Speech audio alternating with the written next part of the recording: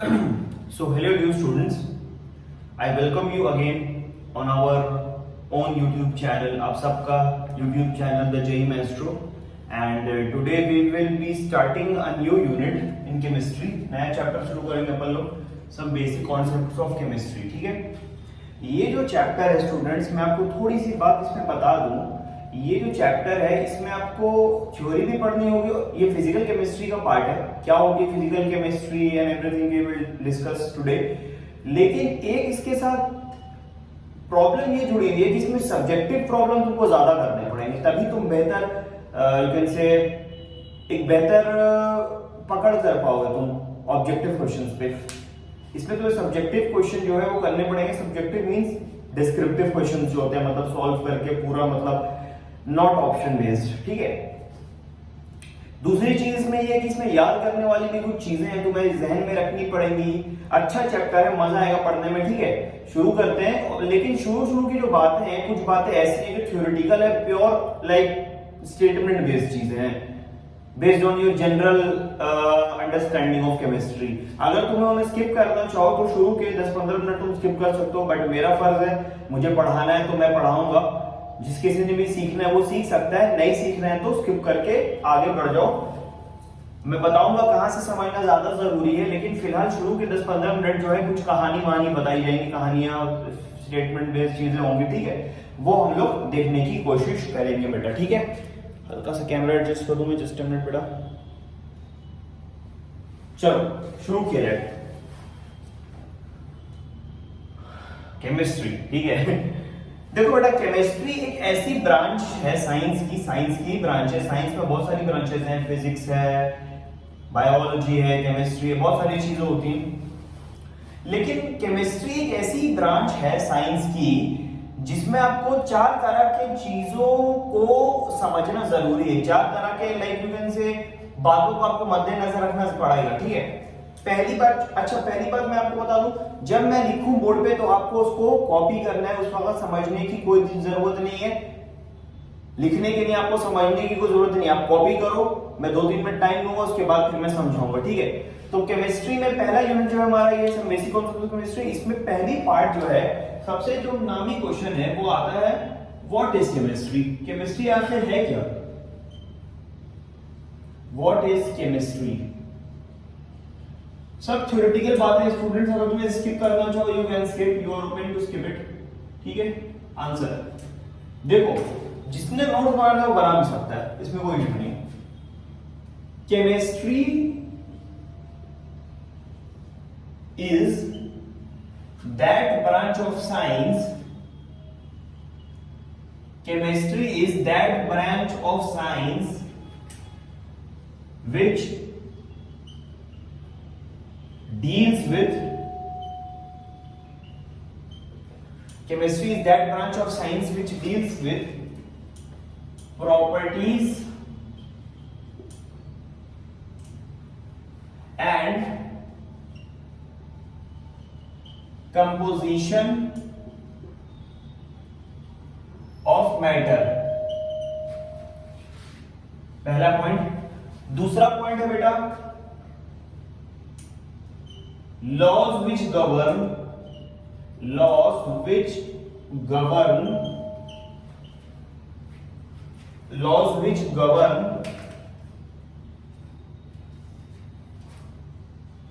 such transformations.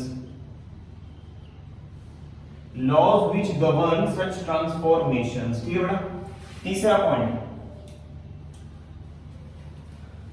heat changes during such transformation. Heat changes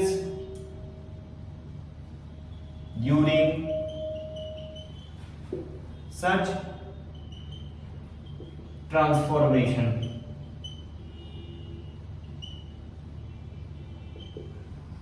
ठीक है बेटा, ये 3 पॉइंट हमने देखे. which deals with property and composition of matter, laws which govern such transformation, heat changes during such transformation. ठीक है, और fourth जो है वो हमें देखना है स्टेट्स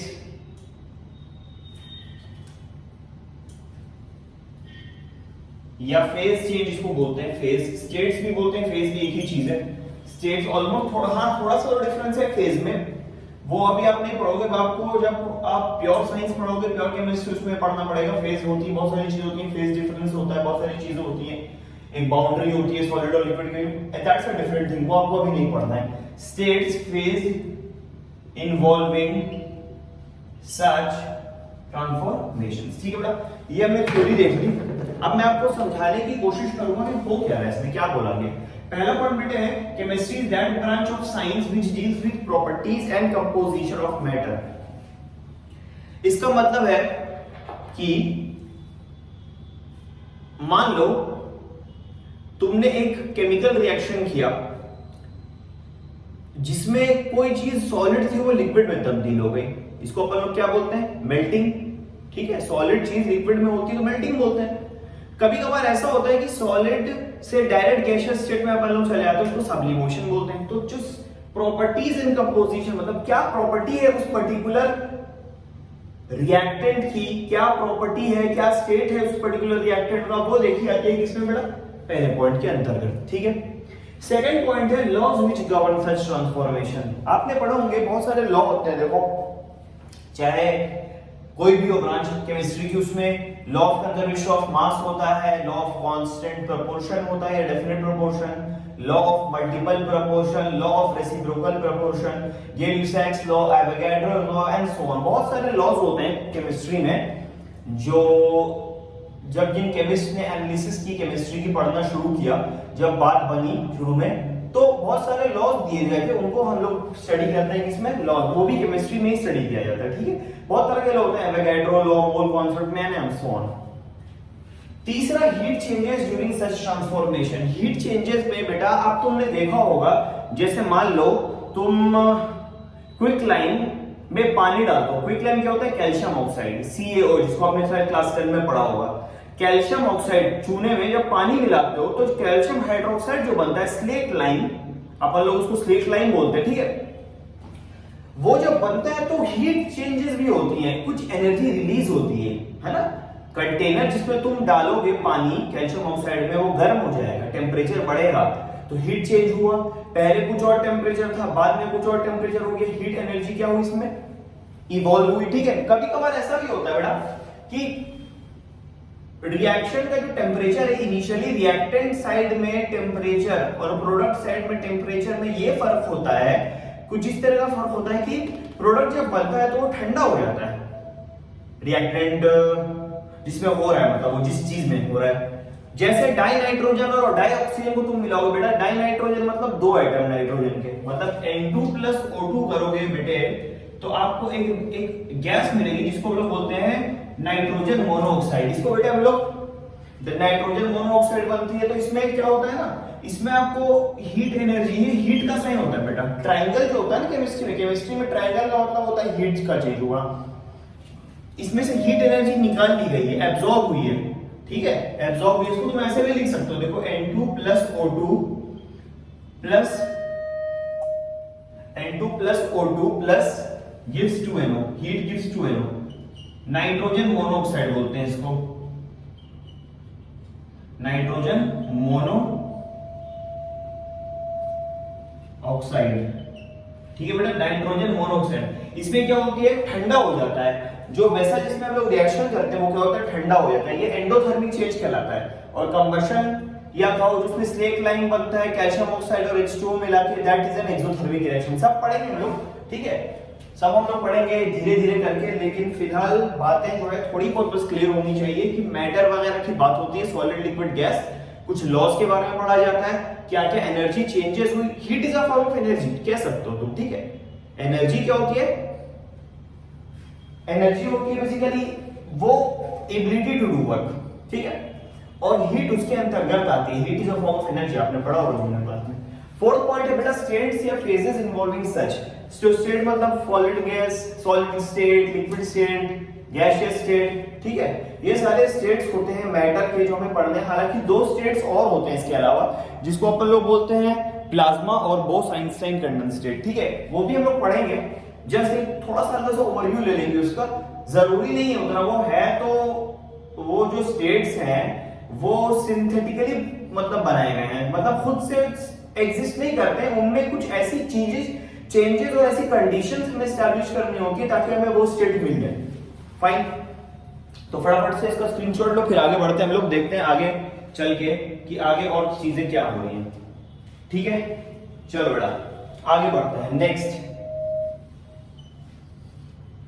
नेक्स्ट मैं क्वेश्चन एंड आंसर की फॉर्म में समझाऊंगा सारी चीजें। ठीक है, कोई क्वेश्चन भी बताऊंगा और उसके आंसर क्या होगा उसका वो भी मैं आपको बताऊंगा। सेकंड क्वेश्चन है बेटा, what are the branches of chemistry. ठीक है, हम लोग देखेंगे कि व्हाट आर द ब्रांचेस, मतलब कौन कौन सी ब्रांचेस है केमिस्ट्री में। केमिस्ट्री भी जो होती है ना बेटा, what are the branches of chemistry, chemistry की बहुत सारी ब्रांच होती हैं। जैसे आपको मैं बताता हूं साइंस में क्या क्या ब्रांच है, फिजिक्स, केमिस्ट्री, बायोलॉजी। मेडिकल वाले क्या करते होंगे, जो नीट स्टूडेंट्स हैं वो लोग फिजिक्स पढ़ते हैं, केमिस्ट्री में पढ़ते हैं organic, inorganic, physical, and biology में बॉटनी, जूलॉजी। लेकिन बेटा ऐसा होता है कि जब कोई हायर स्टडीज में जाता है ना केमिस्ट्री की, तो बहुत सारी ब्रांचेस और भी उसमें पढ़नी होती है, like nuclear chemistry, analytical chemistry, bio industrial chemistry, biochemistry. ठीक है, ये सारी चीजें पढ़नी होती है। तो हम फटाफट से लोग देख लेते हैं what are the branches of chemistry. सबसे पहली है कौन सी, फिजिकल केमिस्ट्री। फिजिकल केमिस्ट्री मतलब वही सारी चीजें, स्ट्रक्चर ऑफ एटम वगैरह जिसमें आता है, मोल कॉन्सेप्ट आता है, ये सारी चीजें जो होती है फिजिकल केमिस्ट्री में आती हैं। फिजिकल मतलब involving some calculations and physics. Physics तो नहीं, मतलब फिजिकल में तो हमें साफ चीज कैलकुलेशन बेस्ड हो, जिसमें कैलकुलेशंस ज्यादा है, जिसमें कैलकुलेशंस ज्यादा है वो हमारी क्या हो जाएगी, वो हमारी फिजिकल केमिस्ट्री में आएगी वो चीज। ठीक है बेटा, हाँ सर ठीक है, फिजिकल केमिस्ट्री में हमें समझ में आ गया कि क्या क्या चीजें आती हैं। फाइन, कैलकुलेशन बेस्ड होता है, बेसिकली मैथमेटिकल इन्वॉल्वमेंट होता है उसमें। Next is organic chemistry. Organic chemistry शायद अपने क्लास 10th में पढ़ी होगी बेटा। ऑर्गेनिक केमिस्ट्री में आपने स्टडी किया होगा कार्बन के कंपाउंड के बारे में। कार्बन एक ऐसा अहम एलिमेंट है जो बैकबोन बनाता है किसका, ऑर्गेनिक केमिस्ट्री का। कार्बन नहीं तो नो ऑर्गेनिक केमिस्ट्री, बस ये समझ लो। कार्बन के अलावा और भी जो कुछ एलिमेंट्स है वो उसको अपन लोग यूज करके कुछ नए कंपाउंड सिंथेसाइज करें। जैसे तुम कह सकते हो वॉशिंग सोडा, तुम बोल सकते हो बेकिंग पाउडर, तुम बोल सकते हो कैल्शियम ऑक्साइड, तुम बोल सकते हो सोडियम हाइड्रोक्साइड, तुम बोल सकते हो पोटेशियम हाइड्रोक्साइड। जितने भी ज्यादा एसिड्स, HCl, HBr और sir nitric acid, sulphuric acid, ठीक है, वो सारे के सारे इनऑर्गेनिक केमिस्ट्री में अपन लोग स्टडी करते हैं। हाँ, अगर तुम बोलोगे एसिटिक एसिड मतलब विनेगर में जो होता है, that will come under organic chemistry. Formic acid produced by ends comes under organic chemistry. ठीक है, फोर्थ ब्रांच जो है बेटे वो है न्यूक्लियर केमिस्ट्री। न्यूक्लियर केमिस्ट्री मतलब न्यूक्लियर रिएक्शंस का जिसमें हम लोग इस्तेमाल करते हैं। न्यूक्लियर रिएक्शंस हो गए, बॉन्ड फिशन हो गया, या फिर तुम कह सकते हो न्यूक्लियर फ्यूजन हो गया, न्यूक्लियर फिशन हो गया, न्यूक्लियर रिएक्टर्स के बारे में अपने लोग जब पढ़ते हैं इन सब चीजों को, तो न्यूक्लियर केमिस्ट्री बेसिकली न्यूक्लियॉन्स के बारे में। प्रोटॉन, न्यूक्लियस में क्या होता है, प्रोटॉन होते हैं, न्यूट्रॉन होते हैं, क्या बाइंडिंग एनर्जी होती है उसकी, heat mass energy equivalence relation Einstein का E=mc², उसके बारे में हो गया। या फिर आप समझ लो कैसे न्यूक्लियर रिएक्टर यूज किया जाता है, उसकी एफिशिएंसी कैसे बढ़ाई जाती है, या आप समझ लो बाइंडिंग एनर्जी कर्व क्या होता है, क्लोजेस्ट डिस्टेंस ऑफ अप्रोच क्या होता है। सारी चीजें जो आती है न्यूक्लियर केमिस्ट्री में आती है। Again this also involves some mathematical calculations. Maths और फिजिकल केमिस्ट्री और न्यूक्लियर केमिस्ट्री में खास रिश्ता है। जो चीज तुम न्यूक्लियर केमिस्ट्री में पढ़ोगे बहुत हद तक वो तुम फिजिकल केमिस्ट्री में भी पढ़ चुके होगे। ठीक है, fifth is analytical chemistry. Analytical chemistry जो होती है बेटा वो होती है fifth branch of chemistry. Analytical chemistry मतलब एस्टिमेशन करना। आपने शायद स्कूल्स में किया होगा टाइट्रेशन वगैरह में कैसे कितना इक्विवेलेंट खर्च हो रहा है, कितना मोल खर्च हो रहा है जो उसके इतने n नंबर ऑफ मोल से रिएक्ट कर रहा है। जैसे मान लो अगर मैं आपको बोलूं न्यूट्रलाइजेशन रिएक्शन, बेटा आप जानते हैं न्यूट्रलाइजेशन रिएक्शन का मतलब होता है एसिड और बेस को मिक्स करते हैं, तो दोनों के कितने इक्विवेलेंट चाहिए ना। You might be asking sir equivalent क्या होता है। बेटा इक्विवेलेंट जो होता है असल में मोल की तरह ही एक यूनिट होता है। ठीक है, उसके बाद में हम लोग डिटेल में जब जैसे जैसे आगे बढ़ेंगे चैप्टर में तब बताऊंगा, लेकिन फिलहाल ये समझ लो कि जब एसिड और बेस रिएक्ट करेंगे तो उनके ग्राम इक्विवेलेंट्स बराबर होंगे। इतनी बस ध्यान में चीज कर लो। जैसे अगर दो ग्राम इक्विवेलेंट तुम यूज करोगे एसिड, तो 2 ग्राम इक्विवेलेंट तुम्हें बेस भी यूज करना पड़ेगा। इक्विवेलेंट दोनों के सेम होने चाहिए। क्या इक्विवेलेंट होता है आगे देखेंगे हम लोग, ठीक? सही है sir. Nuclear chemistry, analytical chemistry. Analytical chemistry मतलब टाइट्रेशन करना कि भाई कितना ml चाहिए न्यूट्रलाइजेशन के लिए, और आप ये कह सकते हो कि एंड पॉइंट क्या है, और आप समझ लो ये स्ट्रेंथ कितनी है, मोलारिटी कितनी है, मोलालिटी अगेन ये सारी चीजें, ठीक है। 6th जो होगी बेटा वो होगी बायोकेमिस्ट्री। बायोकेमिस्ट्री मतलब आपने देखा होगा जैसे आप कभी डॉक्टर के जाते हो और आपका मान लो टीसीडीसी टेस्ट हो या ग्लूकोज ब्लड ग्लूकोज चेक हो या फिर कुछ भी चेक हो, कि बायो और केमिस्ट्री, बायोलॉजी और केमिस्ट्री का मिश्रण, ठीक है। मतलब कितना परसेंट आपके अंदर लाइक ग्लूकोज है, कितना ग्लूकोज का कंपोजिशन है, कितना डब्ल्यूबीसीज हैं, कितने आरबीसीज हैं, प्लेटलेट्स काउंट कितना, ऐसा और सिर्फ बायोकेमिस्ट्री में पढ़ाया जाता है। जो पैथोलॉजिकल लैब्स वाले होते हैं वो ज्यादातर इस फील्ड ऑफ केमिस्ट्री का इस्तेमाल करते हैं। फाइन, ठीक है। 7th जो है आप देखोगे, 7th ब्रांच जो है वो है इंडस्ट्रियल केमिस्ट्री। इंडस्ट्रियल केमिस्ट्री जो होती है वो कौन सी है? 7th ब्रांच है किसकी?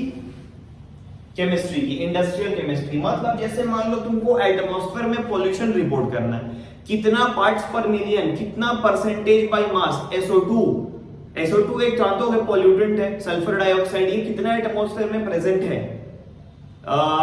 सैचुरेशन लेवल कितना है, कितना परसेंट एटमॉस्फेयर में मॉइस्चर है, सारी चीजें जो आती है वो किसमें आती है बेटा? वो इंडस्ट्रियल केमिस्ट्री में आती हैं। तो ये what are the branches of chemistry? तो इसमें 7 ब्रांचेस होती हैं टोटल केमिस्ट्री की। 7 ब्रांचेस हैं। 7 ब्रांचेस में से हर कोई ना कोई जो स्पेशलाइजेशन करता है केमिस्ट्री में, जब भी कोई बंदा कोई स्पेशलाइजेशन करता है केमिस्ट्री में, या अपनी डॉक्टरेट डिग्री हासिल करता है या फिर पोस्ट डॉक या कुछ भी करता है, तो इनमें से वो एक ब्रांच को चूज करता है ज्यादातर। फिजिकल केमिस्ट्री में कोई मास्टर्स करता है, पीएचडी करता है, सो ऑन। ऑर्गेनिक में कोई करता है, कोई इनऑर्गेनिक में। बहुत सारी थीसिस वगैरह होती हैं जो उनको पेपर्स प्रोड्यूस करने पड़ते हैं, पेपर देने होते हैं। पेपर क्या होता है? जस्ट एक लाइक एक थ्योरी जो तुमने कही, जो आज तक कभी किसी पहले ने नहीं सोची, उसके ऊपर पब्लिकेशन पेपर्स होते हैं, वो बोलते हैं हम लोग, ठीक है। वो दैट्स अ डिफरेंट थिंग। वो बाद में जब तुम लोग ज्ञानी बनोगे ना, और केमिस्ट्री में किसी चीज में ज्ञानी बनने की कोशिश करोगे, ज्ञानी, there is a difference between ज्ञानी एंड इंजीनियर या डॉक्टर।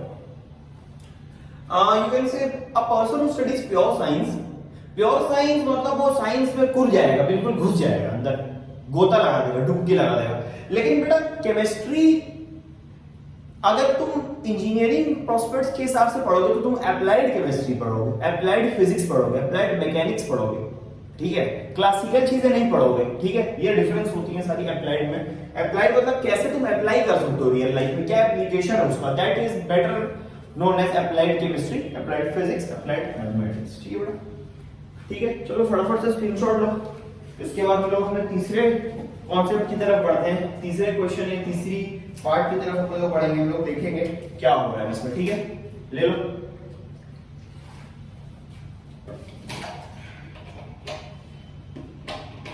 ठीक है बेटा?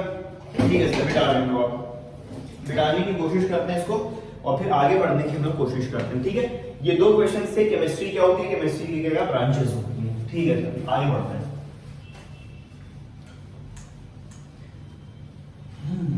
Chemistry, yes sir, chemistry. Chemistry को हिंदी में क्या बोलते हैं बेटा? रसायन शास्त्र, यस सर, रसायन शास्त्र बोलते हैं हम लोग। रसायन मतलब केमिकल्स, और शास्त्र मतलब बताओ? शास्त्र मतलब यू कैन से जिस चीज में तुम नॉलेज ले रहे हो, इल्म, ठीक है। शास्त्र है सब्जेक्ट एंड सो ऑन, कुछ भी हो वो। I am very sorry for the Hindi medium students की मैं हिंदी उतनी साइंस में नहीं जानता हूं, लेकिन फिर भी कोशिश जरूर करूंगा बेटा। कोशिश ही अपने आप में एक जीत है, ठीक है। फाइन, ठीक है बेटा। तीसरी चीज देखते हैं, व्हाट इज मैटर। आपको स्कूल में टीचर्स बोलते हैं व्हाट इज द मैटर, क्या मैटर है, क्या मुद्दा है। तुम बोलोगे matter is anything which occupies space and has weight. वाह, टीचर बोलेगा वाह बेटा क्या बात है, क्या बात कही है। मैंने तुमसे पूछा क्या प्रॉब्लम है, तुमने कह दिया matter is anything which occupies space and is weight. बहुत बढ़िया, हम लोग वैसे ही करते थे। ठीक है, देखते हैं चलो सब। Matter is anything which occupies space and has weight blah blah, ये सारी चीजें हमने जूनियर क्लासेस में पढ़ रखी थी। लेकिन बेटा सबसे इंपॉर्टेंट चीज जो तुमको जाननी होगी मैटर को समझने के लिए वो ये है कि it must be felt by our sense organs. Senses कितने होते हैं? Eye, ear, nose, touch, skin, होते हैं ना सेंस ऑर्गन्स हमारे। Eyes, ears, nose, tongue, skin. ये सारी चीजों में से किसी भी एक सेंस ऑर्गन अगर इसको सेंस कर ले रहा है किसी चीज को, तो मैटर की कैटेगरी में आ जाएगा। सबसे इंपॉर्टेंट बात यही है। जैसे अगर मैं आपको बोलूं स्मेल, क्या स्मेल मैटर है? नो बेटा, स्मेल मैटर नहीं है। लेकिन स्मेल ऑफ परफ्यूम मैटर है, क्योंकि स्मेल, सिर्फ स्मेल को तुम क्लासिफाई नहीं कर सकते ना कि किस चीज की स्मेल। भाई स्मेल किसी भी चीज की हो सकती है, केमिकल की हो सकती है, तुमने स्पेसिफाई नहीं किया। Smell of perfume, smell of alcohol, smell of petrol, smell of acetone, ये सारी मैटर में आएंगी। लेकिन सिर्फ ओनली स्मेल मैटर में नहीं आएगी। सही है बेटा? Chair solid state matter, solid में। वाटर लिक्विड स्टेट में मैटर। एयर में पॉल्यूशन में जो कंपोनेंट प्रेजेंट होते हैं, पार्टिकल्स होते हैं, मैटर। ठीक है बेटा, ये होगा। इसके अलावा सारी चीजें जो होती हैं मैटर में आती है। लेकिन सबसे इंपॉर्टेंट प्रॉपर्टी क्या है बेटा? It must be felt our senses sorry and it must offer some resistance. ठीक है, तो चलो इसका आंसर लिख लें। Matter is anything which occupies space, has weight, mass, offers resistance। Offers resistance का मतलब मैं समझाऊंगा, अभी मैं पहले देख लो एक बार। Offers resistance and most importantly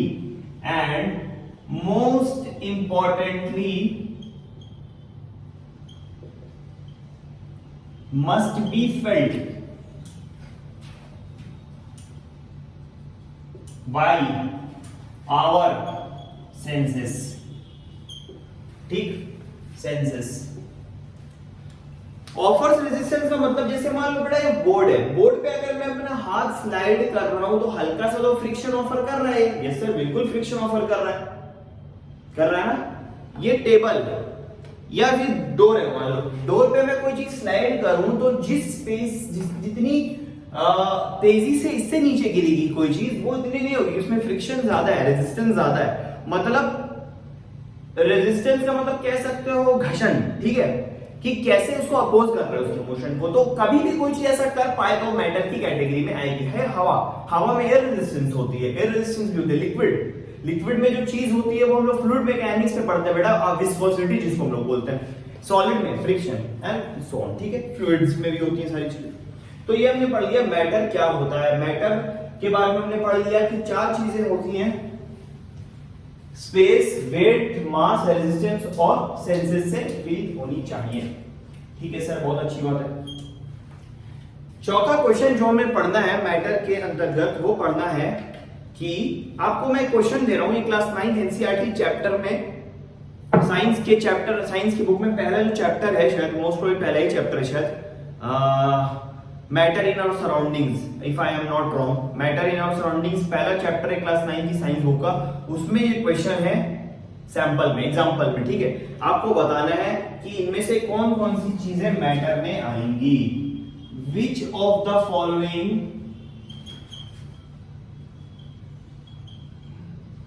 can be categorised in matter. Matter के अंतर्गत इनमें से कौन कौन सी चीजें आती हैं? Chair, air, smell of almonds,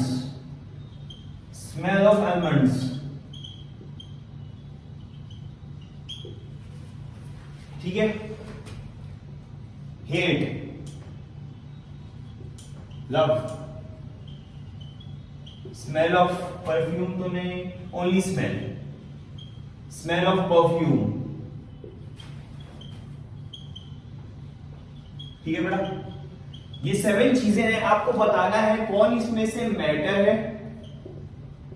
matter और सब्सटेंस बेटा एक ही चीज को बोलते हैं, ठीक है, ध्यान रखना। हालांकि हल्का सा डिफरेंस है, हल्का सा डिफरेंस है, लेकिन मैटर और सब्सटेंस जो है एक ही चीज होती है, मैटर और नॉन सब्सटेंस। नॉन सब्सटेंस मतलब नॉन मैटर। तुमको बताना है कौन कौन से इसमें से सब्सटेंस है, कौन कौन से इसमें से सब्सटेंस नहीं है, ठीक है बेटा।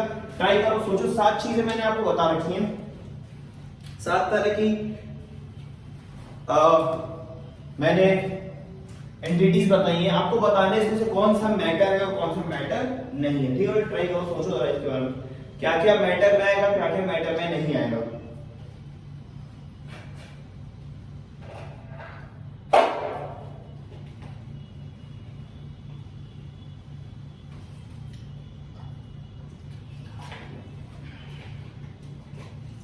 चलो बेटा देखते हैं, शुरू किया जाए।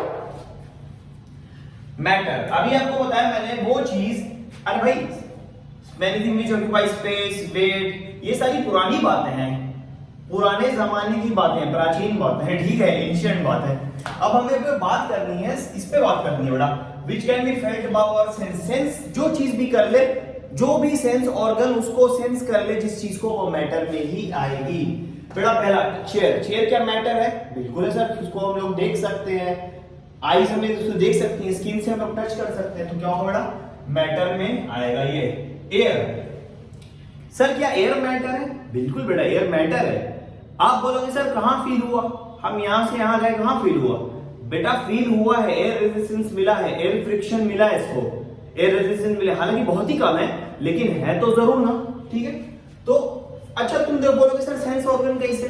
बेटा सेंस ऑर्गन ऐसे है कि तुम कूलर लो, मान लो एयर कूलर, तुम उसके सामने बैठो, हवा आएगी, तुम फील करोगे ठंडक, ये सिंपल बात है। इसका मतलब क्या है? वो मैटर में आएगा। स्मेल ऑफ आलमंड्स, बादाम की स्मेल होती है? बिल्कुल होती है, थोड़ी बहुत तो होती है। थर्ड, टच भी कर सकते हो, तुम टच करके देखोगे तो आलमंड्स आलमंड्स ही दिखेगा तुम्हें, ठीक है, सही है सर। हेट, हेट एक फीलिंग है, एक इमोशन है, यू कैन से, ठीक है, एक तरह की भावना है, तो वो मैटर में नहीं है, तुम ना देख सकते हो। कोई बोलेगा सर दर्द तो होता है, बेटा वो दर्द होता है मगर वो दूसरा तरह का दर्द होता है, ठीक है, तो हेट मैटर में नहीं आएगा। लव भी नहीं आएगा। स्मेल, सिर्फ smell, no no no no, smell भी नहीं आएगा बेटा। क्यों स्मेल है? क्योंकि स्मेल में स्पेसिफाई नहीं किया ना कि कैसी स्मेल की बात कर रहा हूं मैं। स्मेल तो बहुत तरह की हो सकती है, ठीक है, एक्स की हो सकती है, एक्स इफेक्ट जिसको अपन लोग बोलते हैं, ठीक है। Smell, no, not a matter. Smell of perfume, yes sir matter में होगा। स्मेल ऑफ परफ्यूम मतलब किसी भी कोई स्मेल, परफ्यूम की, डियो की, फॉग की, फॉग मतलब परफ्यूम की बात कर रहा हूँ, वाला फॉग, कुहासा है, कोहरे वाले की बात नहीं कर रहा हूँ, फॉग कहते हैं ना, फॉग चल रहा है। तो 6 ये सारी चीजें हमने बता दी, ठीक है। तो बेटा हमने सीख लिया कि क्या मैटर होता है, क्या मैटर में नहीं आएगा, ये सारी चीजें हमने समझ ली। बेसिक क्राइटेरिया ये है कि वो अपनी सेंस ऑर्गन्स में से फेल्ट होना चाहिए। फाइन बेटा, 4 क्वेश्चन हमने डिस्कस कर लिए। 4 क्वेश्चन डिस्कस करने के बाद जो नेक्स्ट टॉपिक है बेटा हमारा वो है what are the states of matter, कितने स्टेट्स में होता है मैटर। आज का लेक्चर जो है ना स्टूडेंट्स और थ्योरेटिकल ही है ज्यादातर, मैं आपको फिर बता दूं, क्योंकि अब शुरू करना है तो शुरू से ही स्टार्ट करना पड़ेगा।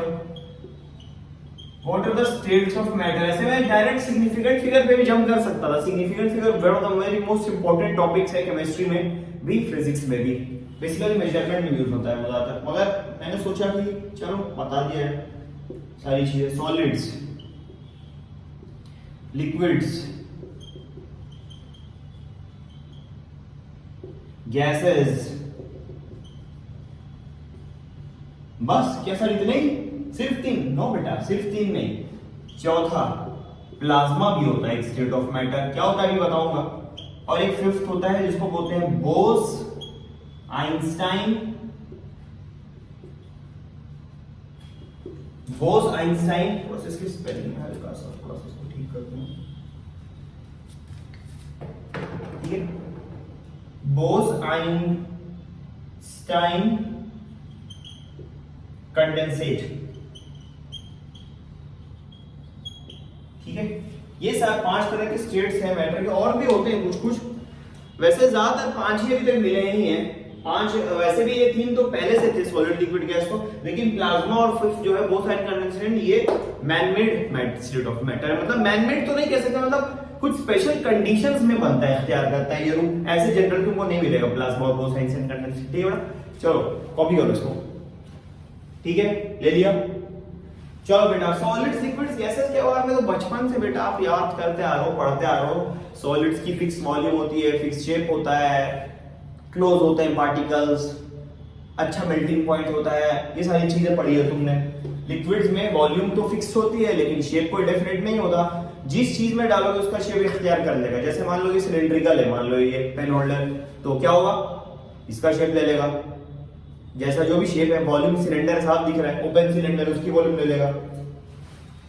ठीक है, गैस की ना डेफिनेट वॉल्यूम ही होती है, ना डेफिनेट शेप ही होता है, कुछ भी डेफिनेट नहीं होता, सब वो जो है उसमें मामला जो है बिल्कुल डिस्टर्ब है गैसेस में। ठीक है, कोई बात का कोई भरोसा नहीं, कोई मोल भाव नहीं है गैस का, कुछ भी हो सकता है उसकी वॉल्यूम, या कुछ भी हो सकता है उसका shape. Now the interesting thing is बेटा कि प्लाज्मा क्या होता है। देखो मैं समझा रहा हूं, ऐसे जरूरी नहीं है ये फोर्थ और फिफ्थ स्टेट तुमको याद ही रखना है, लेकिन चूंकि अब साइंस की बात है तो बताना तो जरूरी है, साइंस की तरफ से, है ना। 3 इडियट्स में कहा था ना मेरे खाने sir, we are from science की तरफ से हम लोग देखते। चलो बेटा साइंस की तरफ से तो देखते हैं क्या कह रहा है प्लाज्मा का क्या कहना है। देखो मैं समझाता हूं बेटा, प्लाज्मा जो स्टेट है ना, ये बहुत हाई टेम्परेचर पे तुमको मिलेगा, बहुत हाई टेम्परेचर, मतलब 3000 से 4000 डिग्री सेल्सियस पे तुम जाओगे और हाई वोल्टेज रखोगे तब तुमको मिलेगा क्या, प्लाज्मा। प्लाज्मा क्या होता है क्या है कि जो एटम्स होते हैं इनको अगर हाई टेम्परेचर पे सब्जेक्ट किया जाता है या इन पे हाई पोटेंशियल डिफरेंस अप्लाई की जाती है, दोनों का कंबाइन इफेक्ट, तो जो इलेक्ट्रॉन जो पार्टिकल्स होते हैं ना, वो इलेक्ट्रॉन्स लूज कर देते हैं या गेन नहीं करते, तो एनर्जी एमिट होती है। वो एनर्जी जब एमिट होती है तो वो ग्लो करना शुरू करते हैं, चमकना। ठीक है, तो उसी स्टेट को अपन लोग क्या बोलते हैं, प्लाज्मा। प्लाज्मा जो है सन में आपको देखने को मिलेगा, स्टार्स में देखने को मिलेगा, क्योंकि हाई टेम्परेचर होता है तो वो ग्लो करते हैं। ये होता है प्लाज्मा एट हाई टेम्परेचर। इसको बोल दो at very high temperature plus voltage. Stars में होता है, ठीक है, इसमें किसमें होता है बेटा, स्टार्स में देखने को मिलता है हमें। ठीक है, स्टार्स, 5 स्टार्स। ठीक है, बोस-आइंस्टाइन कंडेंसेट। बोस-आइंस्टाइन कंडेंसेट क्या होता है बेटा, बोस-आइंस्टाइन कंडेंसेट इसका जस्ट उल्टा होता है, बहुत ठंडे तापमान पे देखने को मिलता है। ये क्या होता है, बहुत ठंडे तापमान में, आपको बहुत कम तापमान में, जिसको बोलोगे ठंड में भी ऑब्जर्व किया जाता है, क्या, बोस-आइंस्टाइन कंडेंसेट। देखो होता क्या है, मैं एक बेसिक एग्जांपल से तुमको समझाने की इसको कोशिश करता हूं, एक छोटे से एग्जांपल से इसको तुमको समझाने की कोशिश करता हूं मैं। जैसे मान लो आप एसी में बैठे हो, पढ़ रहे हो, तुम्हें नींद आएगी, तुम इनएक्टिव हो जाओगे, तुम लेजी हो जाओगे, तुम फैटिग्ड हो जाओगे, तुमको मन नहीं करेगा पढ़ने का, तुम छोड़ दोगे पढ़ाई और आराम से सो जाओगे। बेटा ऐसा ही कुछ ना मैटर में भी होता है, नॉर्मल एयर में, कि एक ऐसा टेम्परेचर होता है जिसको अपन लोग बोलते हैं एब्सोल्यूट जीरो या सुपर लो टेम्परेचर।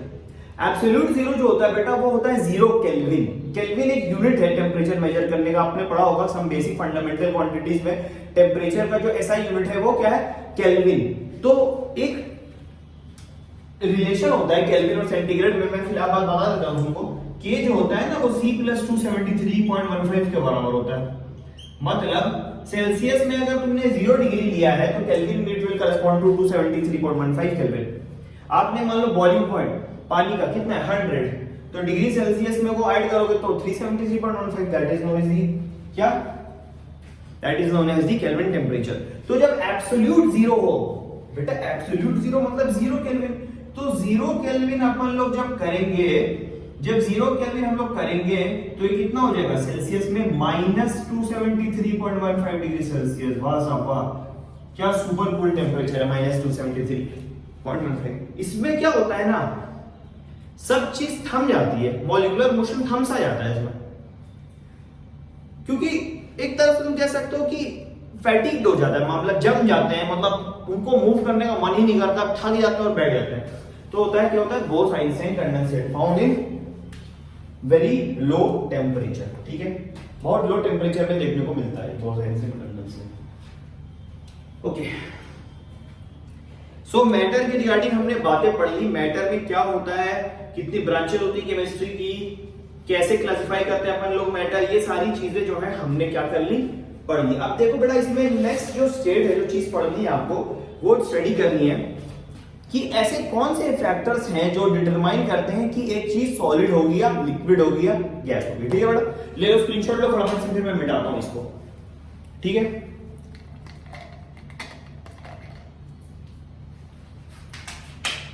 मिटा दूं।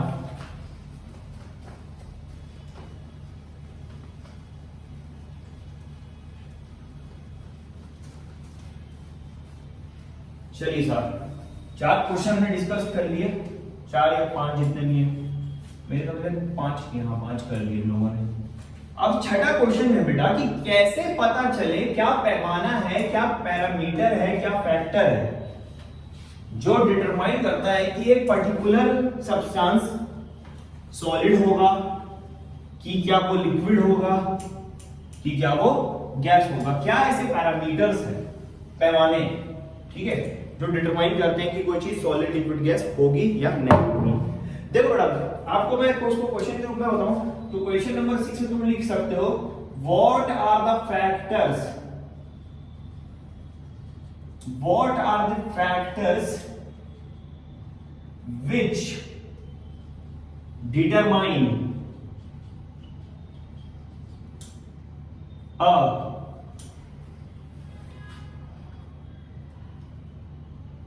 which determine a particular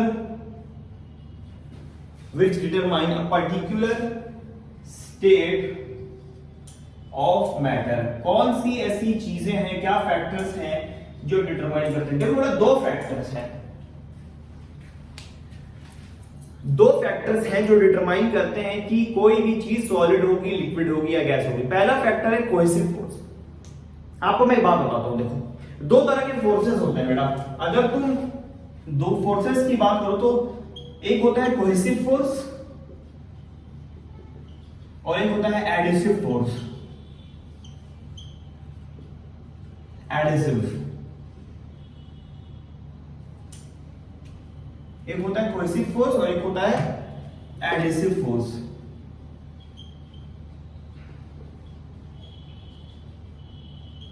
forces 2 किस्म के होते हैं। देखो, कोहेसिव फोर्स होता है वो जो सिमिलर मॉलिक्यूल्स, सिमिलर पार्टिकल्स के बीच में होता है। जैसे मान लो ये मार्कर, मार्कर की जो बॉडी है वो प्लास्टिक या एक पॉलीमर से बनी हुई है। इसमें जो कंस्टिट्यूएंट पार्टिकल्स होंगे ये सॉलिड है, इतना तो हमें साफ समझ में आ रहा है। इसकी इंक की बात नहीं कर रहा हूं बेटा, इसके बाद मैं बॉडी की बात कर रहा हूं, बाहर जो फिजिकल बॉडी है इसकी सॉरी, इसमें ये सॉलिड है। मान लो सॉलिड है तो इसके पार्टिकल्स आपस में चिपक के होंगे। तो जो force similar type of particles को बाइंड करता है वो फोर्स कहलाता है क्या बेटा, कोहेसिव फोर्स। दूसरे तरह का फोर्स होता है जिसको अपन बोलते हैं एडिसिव फोर्स। आपने पढ़ा, आपने देखा होगा उसमें फेविकॉल वगैरह में लिखा रहता है स्ट्रॉन्ग एडिसिव, मतलब दो डिफरेंट तरह की मतलब कह सकते हो सब्सटेंस को बाइंड करता है, आप कह सकते हो। ठीक है, जैसे मान लो एक पेपर है तुम्हारे पास, मान लो ये पेपर जो है रखा व्हाइट पेपर, ये पेपर, इस पे तुम मान लो कोई दूसरी चीज स्टिक करना चाह रहे हो, लाइक यू कैन से कोई ऐसी चीज जो फेविक्विक से बाइंड हो जाए। तो मान लो तुमको पता है, मान लो अगर ऐसे मान लो मैंने इस पीस को फिक्स करना चाहता हूं, मैं फेविक्विक लगाऊंगा और उसे यूं उसको प्लेस कर दूंगा तो उसे स्टिक हो जाएगा। तो फेविक्विक में और ये पेपर में डिफरेंस है मटेरियल का भाई। ये अलग तरह के, ये पेपर पल्प से बना हुआ है, ट्री का जो वुड पल्प होता है उससे पल्प से बना हुआ है, और ये डिफरेंट चीज से बना है, लेकिन चिपक जरूर जाएगा इस पे। क्यों? क्योंकि फेविक्विक आपस में इतना जबरदस्त बॉन्ड बनाएगा कि वो उससे स्टिक हो जाएगा। लेकिन दोनों में तो अलग तरह के फोर्सेस हैं भाई। इसमें अलग तरह का मामला था, इसका अलग है, अलग मटेरियल से बना है, इसकी प्रॉपर्टी अलग है, कंपोजिशन अलग है, वो एडेसिव फोर्स कहलाता है। ठीक है, सिमिलर फोर्सेस, तो कोहेसिव फोर्स क्या होता है, सिमिलर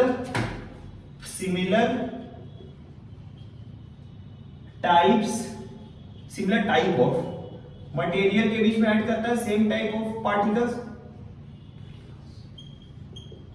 और ये होता है डिफरेंट टाइप ऑफ मटेरियल्स में ऐड होता है।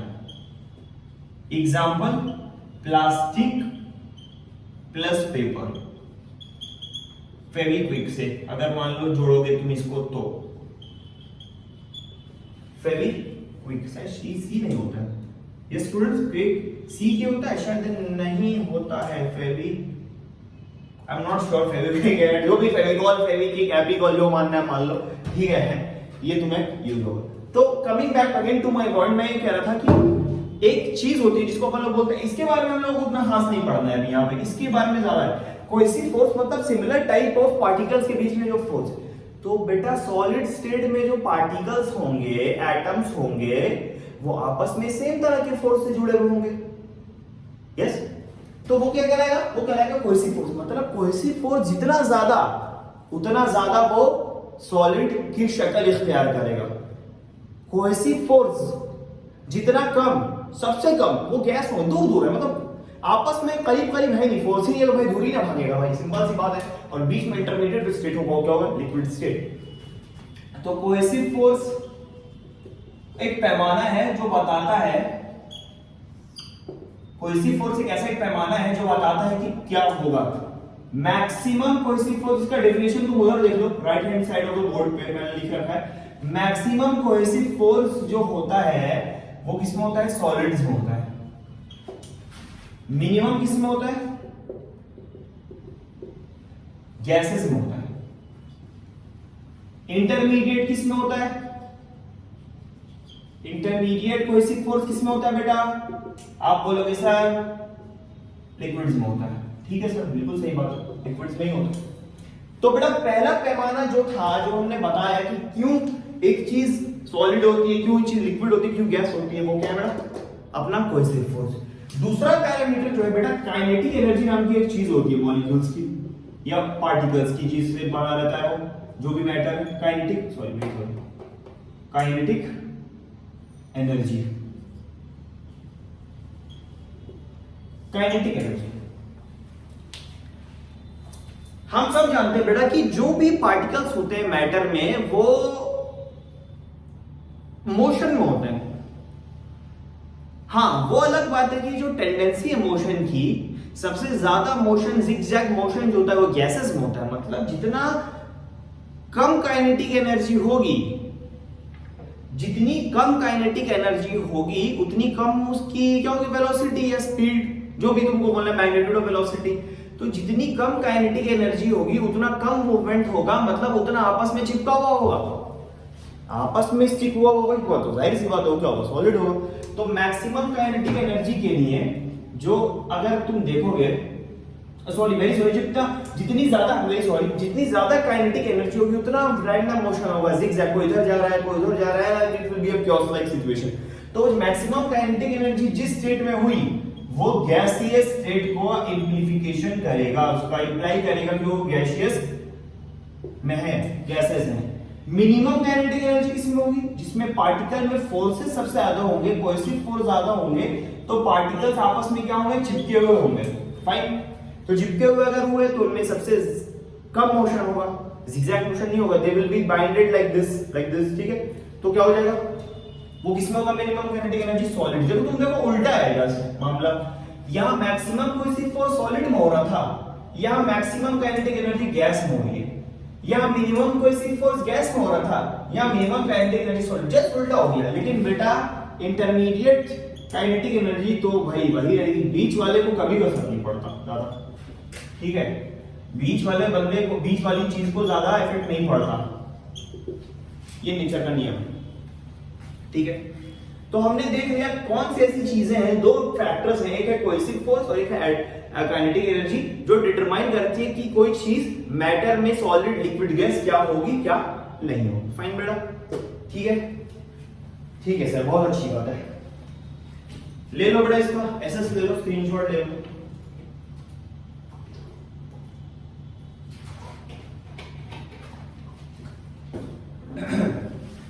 ठीक है सर,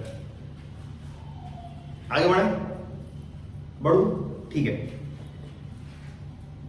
7th क्वेश्चन जो है बेटा वो वही एक प्रॉपर्टी बेस्ड क्वेश्चन है, थ्योरेटिकली क्वेश्चन है। तीन तरह के फिक्स्ड शेप, ये ऐसे ऐसे लिख लो, क्वेश्चन फ्रेम करना है। तो कैटेगराइज मैटर, ये लास्ट है क्वेश्चन, उसके बाद दूसरी चीज शुरू करूंगा मैं, next topic. Categorise matter on the basis of following factors, अपन फॉलोइंग फैक्टर्स, क्वेश्चन आंसर है इसका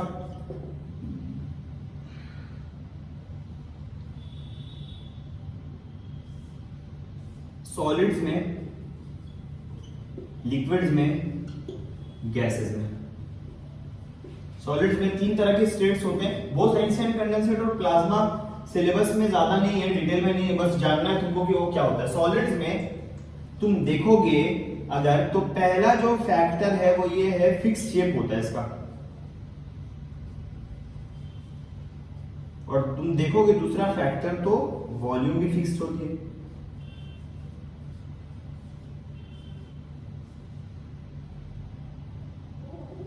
फिक्स शेप होता है, फिक्स वॉल्यूम होती है, ठीक है ना। लेकिन लिक्विड्स में क्या होता है, फिक्स्ड वॉल्यूम होती है और नो फिक्स्ड शेप। इसमें क्या होता है, no fixed volume, no fixed state, no fixed shape, sorry, ठीक है। बेसिक सी बात थी, तो बच्चा जानता है भाई कि क्या होता है, फिक्स शेप क्या होती है, फिक्स्ड वॉल्यूम, ठीक है। ठीक है बेटा, सही है बेटा, ठीक है। तो क्या होता है फिक्स शेप, क्या होता है फिक्स वॉल्यूम, हमने देख लिया। चलो बेटा आगे बढ़ते हैं और नेक्स्ट चीज पढ़ते हैं। इसका स्क्रीनशॉट तो ले ही लिया होगा तुमने, देख ही लिया क्या है। अगली जो चीज बेटा अपने को समझनी है, अगली चीज जो हमें समझनी है वो समझनी है कि कैसे अपन लोग क्लासिफाई कर सकते हैं, कैसे अपन लोग क्लासिफाई कर सकते हैं मैटर को, कि मैटर में कैसे कैसे क्लासिफिकेशन होता है वो अपन लोग देखेंगे। इसको ले लो, ठीक है। चलो बड़ा आगे बढ़ते हैं, आगे देखा है। ये मोस्ट प्रोबेबली आज का लास्ट टॉपिक हुआ, ये लास्ट टॉपिक ही है मोस्ट प्रोबेबली आज का। ये लेक्चर फिर हो जाएगा खत्म, आपको समझ में आ गई होगी सारी चीजें कि क्या मैटर होता है, what is the matter. Teacher बोले what is the matter, nothing sir, no matter, ठीक है ना, ठीक है सर, बहुत अच्छी बात है। चलो बेटा हम शुरू किया है, इसको सब क्लासिफिकेशन कर ले मैटर का कि कैसे क्या होता है। देखो मैंने अभी आपको क्या बताया, मैंने आपको अभी ये बताया कि मैटर और सब्सटेंस दोनों एक ही चीज है ऑलमोस्ट। इसका मैं आपको बताता हूं क्या होता है, मतलब थोड़ा सा सब्सटेंस और मैटर में क्या फर्क है। देखो बेटा, मान लो तुमने शुगर का एक क्रिस्टल लिया सर, ले लिया, आपने इसको चूर चूर कर दिया, पीस के इसको मतलब तुमने इसको कूट के बिल्कुल फाइन पार्टिकल्स में कर दिया। तो बेटा जो सबसे छोटा पार्टिकल जो तुम कर पाए हो उसको भी अगर तुम चखोगे तो वो स्वीट होगा, मीठा होगा, ठीक है। तो जो चीज टुकड़े टुकड़े करने के बावजूद भी अपनी प्रॉपर्टी चेंज ना करे, या छोटे से छोटा भी तुम उसको कर दो प्रॉपर्टी चेंज ना करे, वो क्या कहलाएगा, सब्सटेंस कहलाएगा। जैसे वुड की प्रॉपर्टी होती है कि उससे फेविकॉल स्टिक हो सकता है। तो सबसे छोटे जो वो होंगी, जिसको हम लोग बोलते हैं, जो आपने देखा होगा ना कारपेंटर चिजल करता है, तो जो वुड के जो क्या बोलते हैं उसको, आई एम नॉट, उसको जो बुरादा होता है जो उसको क्या, आई डोंट नो वुड उसको एग्जैक्ट हिंदी में क्या बोलते हैं इंग्लिश में, वो जो होगा और वुड की प्रॉपर्टी सेम होगी, वो दोनों फेविकॉल स्टिक के, तो दोनों सब्सटेंस है, दोनों मैटर है, लोग जानते हैं, ठीक है। देखो बेटा मैटर सब्सटेंस दो किस्म का होता है, सब्सटेंस जो होता है बेटा दो किस्म का होता है, एक होता है प्योर सब्सटेंस, प्योर सब्सटेंस, एक होता है इम्प्योर सब्सटेंस। एक होता है प्योर सब्सटेंस, एक होता है इम्प्योर सब्सटेंस। प्योर सब्सटेंस क्या होता है, अभी मैं पहले क्लासिफाई करके लिख दूं, पहले चार्ट बना दूं, फ्लो चार्ट, उसके बाद बताऊं कुछ बातें। प्योर सब्सटेंस दो किस्म के होते हैं बेटा, एक होता है एलिमेंट एलिमेंट्स, एक होता है कंपाउंड्स। ठीक है सर, बहुत अच्छी बात है। इम्प्योर सब्सटेंस को ना बेटा अपन लोग मिक्सचर्स भी बोलते हैं। क्या बोलते हैं बेटा? मिक्सचर। मिक्सचर्स अगेन दो किस्म के होते हैं, एक होता है होमोजीनियस,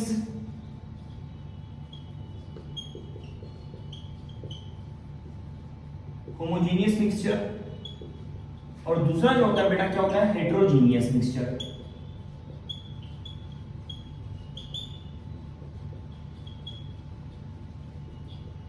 ठीक है, मिक्सचर दो किस्म के होते हैं, homogeneous and heterogeneous. Now coming again to this, ये तीन किस्म के होते हैं बेटा। एक होता है मेटल्स, एक होता है नॉन मेटल्स, एक होता है मेटेलॉइड्स। मेटेलॉइड्स वो होते हैं जो दोनों प्रॉपर्टी शो करते हैं, मेटल्स की भी प्रॉपर्टी शो करते हैं, नॉन मेटल्स की भी प्रॉपर्टी शो करते हैं। लाइक सिलिकॉन चिप्स बनती है ना जो आजकल तुम देखोगे ग्रीन कलर की, जो कंप्यूटर की हार्ड डिस्क खोलो, कंप्यूटर का कोई अगर मदरबोर्ड खोलो तो तुम देखोगे ग्रीन टाइप का एक लेयर होता है, ऐसा ग्रीन कलर का होता है, उसमें बहुत छोटे से कैपेसिटर्स, कंडेंसर्स, रेजिस्टर्स, वायर्स मतलब होते हैं, वो सिलिकॉन चिप्स से बनता है। ठीक है, सेमीकंडक्टर होता है एक तरह का ये। ठीक है, कंपाउंड बेटा दो किस्म के होते हैं, एक होता है ऑर्गेनिक कंपाउंड,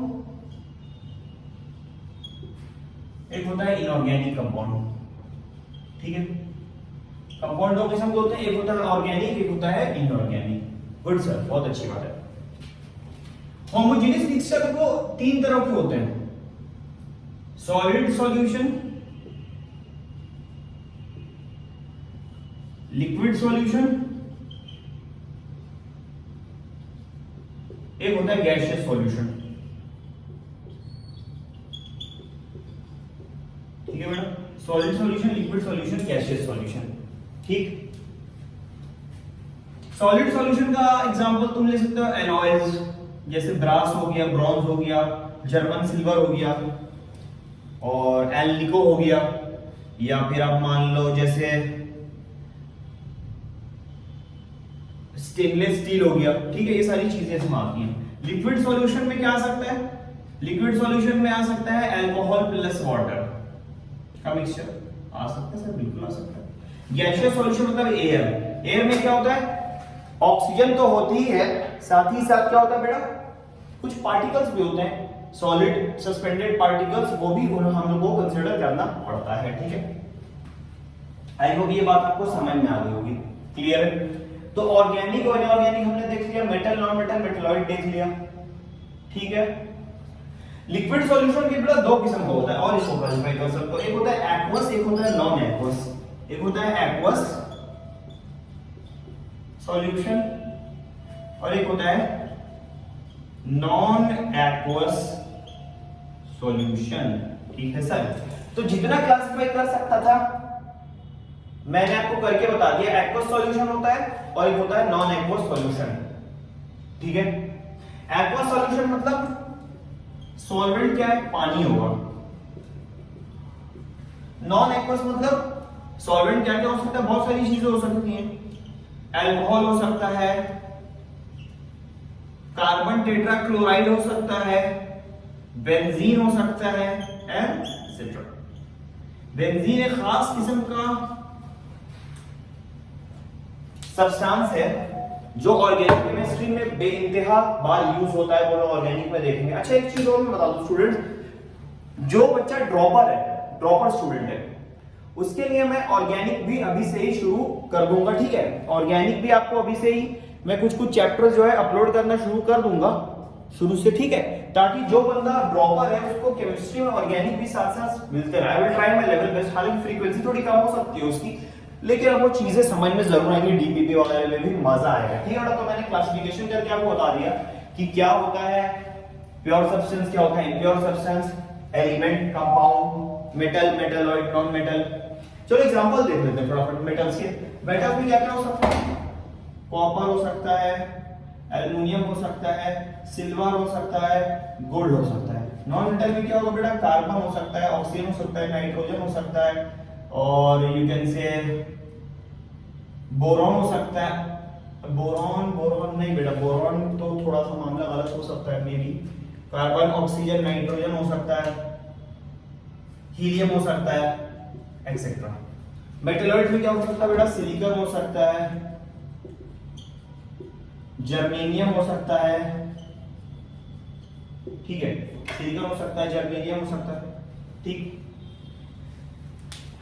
ओके बेटा, अब देखो मैं तुमको एक बार बता दूं सब एक जिस्ट में, लिखाने की जरूरत नहीं है ऐसे, हालांकि बस इसमें से ना दो तीन चीजें ऐसी हैं जो तुम्हें आनी चाहिए, दो तीन चीजें ऐसी हैं जो तुम्हें क्या होनी चाहिए? आनी चाहिए। एलिमेंट भी बेटा दो किस्म का होता है, एक होता है एटम और एक मॉलिक्यूल। इसको तो मैं भूल ही गया, सबसे मेन तो मैं भूल ही गया, सॉरी वेरी सॉरी।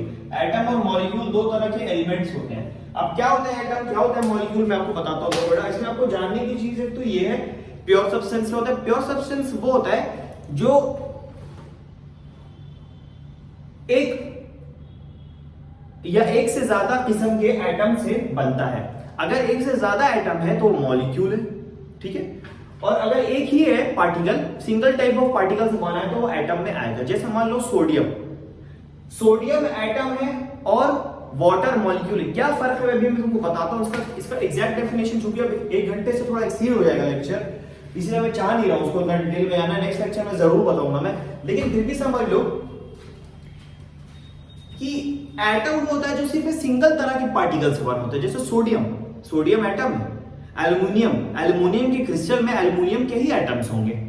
पोटेशियम के क्रिस्टल में पोटेशियम के ही एटम्स होंगे। हाँ, लेकिन बेटा आप देखोगे कि जो मॉलिक्यूल होता है, मॉलिक्यूल में एक से ज्यादा एटम भी हो सकते हैं, एक से ज्यादा किस्म के भी एटम हो सकते हैं। जैसे H2O, H2O में हाइड्रोजन का एक एटम है, दो एटम है सॉरी, और एक ऑक्सीजन का एटम है, तो मॉलिक्यूल। इसके अलावा तुम देखोगे कि एटम का एक डेफिनेशन होता है, खास डेफिनेशन होता है, और मॉलिक्यूल का भी एक खास डेफिनेशन होता है, ठीक है। वो हम लोग स्टडी करते हैं फटाफट से, पहले से स्क्रीनशॉट ले लो, कम से कम वो मैं बता दूं कि एटम और मॉलिक्यूल में क्या फर्क होता है। बहुत इंपॉर्टेंट चीज है, एलिमेंट क्या होता है वो भी जानना जरूरी है अपने को, ठीक है। मिटा रहा हूं, चलो बड़ा फटाफट से देख लिया जाए कि क्या होता है एटम, क्या होता है मॉलिक्यूल। बाकी सारी चीजें तो आती रहेंगी सब्सिक्वेंटली। अच्छा, होमोजेनियस मिक्सचर और प्योर सब्सटेंस में क्या फर्क है? फर्क ये है बेटा मिक्सचर और प्योर सब्सटेंस में कि प्योर सब्सटेंस का फिक्स्ड होती है properties, fix boiling point, fix melting point, fix density. आप दुनिया में कहीं भी चले जाओ, वाटर की डेंसिटी आपको 1 ग्राम पर सेंटीमीटर क्यूब ही मिलने वाली है almost. Note, I am saying almost. थोड़ा इम्प्योर वाटर में आयंस होते हैं, डेंसिटी चेंज हो जाती है, ध्यान रखना। लेकिन जो डिस्टिल्ड वाटर होता है उसकी डेंसिटी 1 ग्राम पर सेंटीमीटर क्यूब ही होती है, वह 1000 kg पर मीटर क्यूब। लेकिन इम्प्योर सब्सटेंस या मिक्सचर्स वो होते हैं जिनकी अलग अलग लोकेशंस में दुनिया में अलग अलग कंपोजिशन हो सकता है, लाइक गन पाउडर, बारूद, ठीक है। इसमें 75% पोटेशियम नाइट्रेट होता है, 15% सल्फर होता है, 10% चारकोल होता है, ठीक है। लेकिन अगर मैं आपको बोलूं बेटा कि अगर मैं आपको कंसीडर करूं जैसे सैंड और वाटर का मिक्सचर, तो भाई कोई कितना सैंड डाल सकता है, उसमें कितना पानी डाल सकता है, तो उसका कंपोजिशन होगा दैट विल वैरी, ठीक है। आप समझ लो मड और वाटर का मिक्सचर हेटेरोजेनियस में आएगा, क्योंकि हमें पता नहीं कि कितनी मड का क्या रेशियो कितने से कंबाइन करेगा, अलग अलग हो सकता है वो। लेकिन वाटर में हाइड्रोजन और ऑक्सीजन 2:1 के रेशियो में ही होंगे, चाहे तुम स्विट्जरलैंड से पानी लो, चाहे तुम कहीं से ले लो पानी, अंटार्कटिका से ले लो या फिर ऑस्ट्रेलिया में, एनीथिंग, डेंसिटी उसकी उतनी होगी ऑलमोस्ट प्योर वाटर की, ठीक है बेटा। तो हमने ये समझ लिया कि भाई एलिमेंट क्या, और सॉरी मिक्सचर क्या होता है, होमोजेनियस क्या होता है, हेटेरोजेनियस क्या होता है, ठीक है। ऑर्गेनिक मतलब ऑर्गेनिक सॉल्यूशन मतलब जिसमें ऑर्गेनिक कंपाउंड्स हो, और इनऑर्गेनिक मतलब कार्बन के अलावा। एक्वस मतलब जिसमें सॉल्वेंट वाटर हो, नॉन एक्वस जिसमें वाटर सॉल्वेंट ना हो, ठीक है बेटा। चलो फटाफट से हम लोग देख लें कि एटम क्या होता है और मॉलिक्यूल क्या होता है, इसके बारे में जानना जरूरी है। इसको क्वेश्चन जो फ्रेम करना है तुमको कुछ इस तरीके से करना पड़ेगा। एलिमेंट के बारे में देखो बेटा, पहले एलिमेंट क्वेश्चन कौन सा है, नंबर कौन सा है बेटा, क्वेश्चन नंबर होगा ये कौन सा, क्वेश्चन नंबर जो होगा वो ये होगा आपका, क्वेश्चन नंबर कौन सा है बेटा, क्वेश्चन नंबर 8 है Bharat. What is atom, question number 8, sorry what is element, very sorry, what is element. Question 9, what is atom, और क्वेश्चन 10 जो आखिरी क्वेश्चन है इसका, that is what is molecule. I hope मैंने नंबरिंग ठीक की है। पहले तक हमने 7th क्वेश्चन शायद कर लिए थे, 7 क्वेश्चंस कर लिए थे। अब हम देखेंगे कि एलिमेंट क्या होता है, मॉलिक्यूल क्या होता है और एटम क्या होता है। ठीक है बेटा, देखो atom is the smallest particle of an element. किसी भी एलिमेंट का स्मॉलेस्ट पार्टिकल जो होगा, सबसे छोटा जो तुम कर सकते हो वो एटम। हालांकि हम लोग जानते हैं कि एटम को इलेक्ट्रॉन, प्रोटॉन, न्यूट्रॉन में भी तोड़ सकते हैं, लेकिन for the sake of discussion में मानिए कि एटम स्मॉलेस्ट पार्टिकल है, अनकट, अनडिविजिबल। ठीक है, तो atom is the smallest particle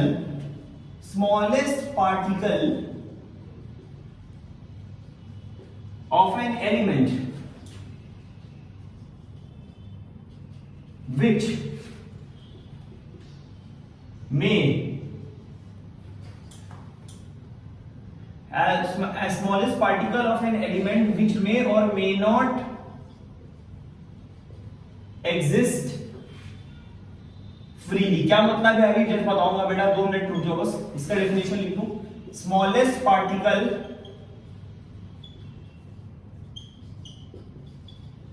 of an element which always exists freely, क्या मतलब है दोनों का, मैं बताता हूं तुमको। जैसे मान लो नेचर में हम लोग जो तुम देखते हो, अगर मैं तुमको बोलूं नाइट्रोजन गैस लाओ, तो बेटा क्या तुम नाइट्रोजन के एटम लाओगे? नहीं, तुम डाई नाइट्रोजन लाओगे। नेचर में नाइट्रोजन जिस फॉर्म में एग्जिस्ट करती है वो मॉलिक्यूलर फॉर्म में पाई जाती है, डाई नाइट्रोजन। 2 नाइट्रोजन के एटम जब मिक्स होके तो नाइट्रोजन मॉलिक्यूल बनता है और वही नेचर में पाया जाता है। नाइट्रोजन का असल नाम है डाई नाइट्रोजन। कभी भी ये मत बोलना कि बेटा मैंने नाइट्रोजन बोला तो मैंने सिर्फ N बोला या N2 बोला, नहीं, इसका मतलब है सिर्फ और सिर्फ N2 होगा, डाई मॉलिक्यूल के फॉर्म में एग्जिस्ट करेगा। ठीक है, नहीं समझे? अभी समझाता हूं, देखो बेटा। ऑक्सीजन नेचर में किस फॉर्म में पाई जाती है? O2। तो O2 मॉलिक्यूल है, it is the molecular form, लेकिन ऑक्सीजन एटम नहीं है। ऑक्सीजन एटम होता है, वो सही है कि तुम लिख देते हो ऑक्सीजन, लेकिन नेचर में किस फॉर्म में पाया जाता है? O2 के फॉर्म में पाया जाता है, इसीलिए मॉलिक्यूल की कैटेगरी में आएगा वो। You can say ozone O3 molecule में आएगा। लेकिन बेटा सोडियम, पोटेशियम, कैल्शियम सारे के सारे सिंगल पार्टिकल एटम। मतलब अगर मैं तुमको बोलूं सोडियम का एक सैंपल है, मान लो 2 ग्राम को, तो उसमें बहुत सारे सोडियम के एटम होंगे, छोटे छोटे छोटे एटम होंगे। तो सोडियम जो है एटॉमिक फॉर्म में एग्जिस्ट करता है, तो विच मे और मे नॉट एग्जिस्ट फ्रीली। अगर मैं आपको बोलूं नाइट्रोजन एटम जो है एग्जिस्ट फ्रीली नहीं करता है। ठीक है, सिर्फ नेचर में तुमको नाइट्रोजन जल्दी मिलेगा नहीं, डाई नाइट्रोजन के फॉर्म में मिलेगा, तो वो फ्रीली एग्जिस्ट करता है। फ्रीली मतलब जिस फॉर्म में नेचर में जो चीज पाई जाए वो फ्रीली मानी जाती है। जैसे डाई नाइट्रोजन नेचर में गैस के फॉर्म में होती है, ऑक्सीजन, ओजोन, ये सारी चीजें जो है मॉलिक्यूल में आएंगी। लेकिन एटम में वो होगा जिसमें सिंगल पार्टिकल होगा। एक से ज्यादा किस्म का एटम मतलब मॉलिक्यूल, एक से ज्यादा किस्म का एटम वो भी मॉलिक्यूल। ठीक है, आई होप ये बात आपको समझ में आ गई होगी।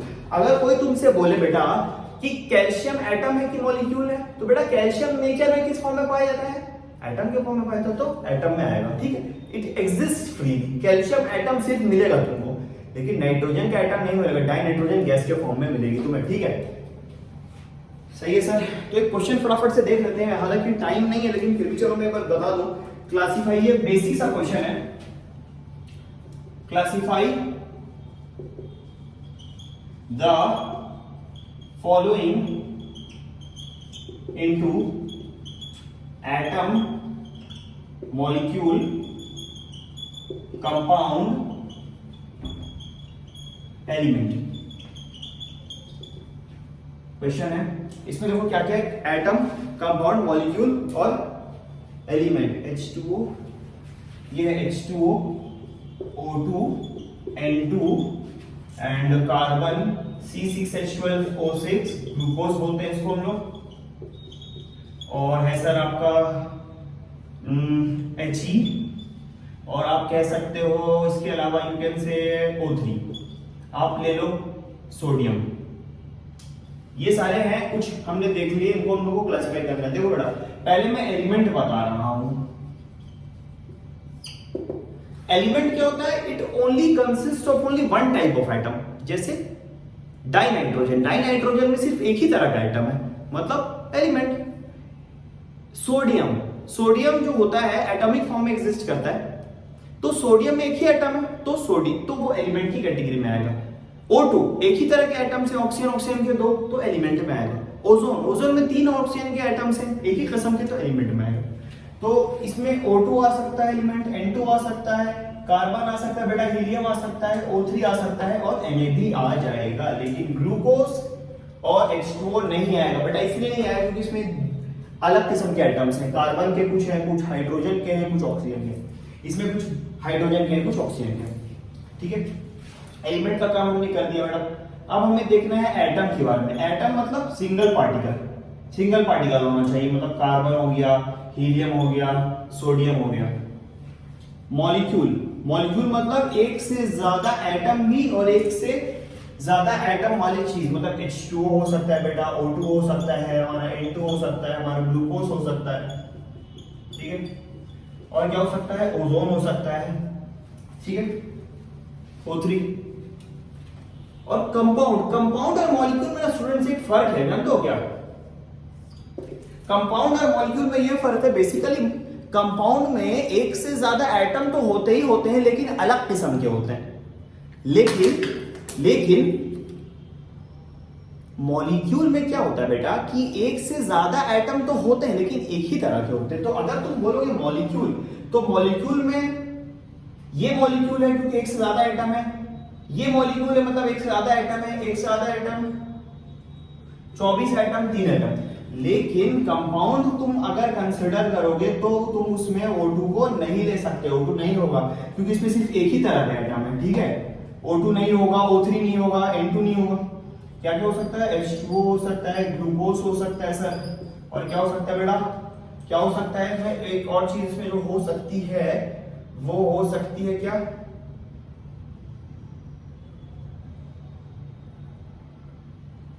वो हो सकती है बस ये दोनों। ठीक है, सवाल ये उठता है, तुम्हें एक मैं क्वेश्चन दे रहा हूं बेटा, क्वेश्चन तुम सोच के आना, हीलियम एटम है कि मॉलिक्यूल है? ठीक है, हीलियम एटम है या मॉलिक्यूल है, इस पर तुमको सोच के आना है। तुम बोलोगे sir He, helium noble gas है, क्या वो एटम है, क्या वो मॉलिक्यूल है? दैट्स योर ओन जॉब, तुम्हें समझना है, इसको सोच के आना और जरूर बताना कमेंट बॉक्स में कि हीलियम एटम है कि मॉलिक्यूल। कॉन्सेप्चुअली चलना बेटा, अगर सिर्फ एक एटम है मतलब एटम है, अगर सिर्फ एक पार्टिकल है मतलब एटम है, एलिमेंट है। एक से ज्यादा एटम है एक ही तरह के तो मॉलिक्यूल है, एक से ज्यादा एटम है डिफरेंट टाइप के कंपाउंड है, एंड सो ऑन। ठीक है, तो with this we complete our lecture of basic concept of chemistry में पहला लेक्चर जो थ्योरेटिकल थी मैंने सारी चीजें बता दी। नेक्स्ट लेक्चर जो होगा बेटा वो significant figures, scientific notation, precision, accuracy, और फिर हम लोग धीरे धीरे आगे बढ़ेंगे लॉज में, laws of conservation of mass क्या होता है, and so on. We will study all those things. And for the time being homework आज का यही है बेटा कि सारे नोट्स बना लेना, सब चीज मैंने बता दी है, एक एक चीज बता दी है, और तुम ये सोच के आना कि हीलियम एटम है कि मॉलिक्यूल है, एंड ऑल्सो कमेंट बॉक्स में जरूर बताना कि तुम्हारे आंसर क्या है, एटम है, मॉलिक्यूल है और क्यों है। ओके बेटा, ठीक है बेटा, आज का लेक्चर यहीं पे करते हैं एंड समाप्त। And I hope all of you a good luck and best of luck for your studies and everything. Okay, thanks.